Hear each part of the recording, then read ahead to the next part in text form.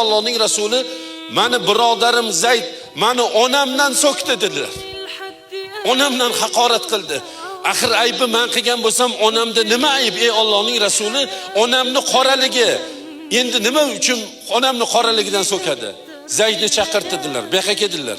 Sen Bilolni onasidan so'kdingmi? Qora xotinni bolasi dedingmi? Yo Rasululloh, og'zimdan chiqib ketibdi. Bilmay qolman. Jahl ustida aytvorimman dedilar. Ey Zayd, sen munofiq ekansan dedilar. Sen birodaringni onasidan so'kdingmi?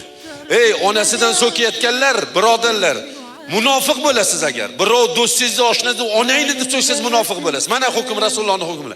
Sen onasidan so'kkan bo'lsang, sen ey Zayd munofiq ekansan dedilar.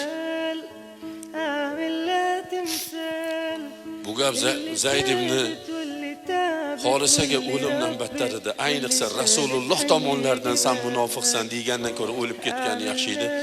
O'sha joyda shundoq boshlarini yerga shundoq chakagini qo'ydi-yu, Bilol roziyallohu anhuga qarab, ey Bilol, agar Allohga qasam shu qora oyog'ing bilan yuzimni bosib o'tmasang, men o'rnimdan qaytib turmayman dedi.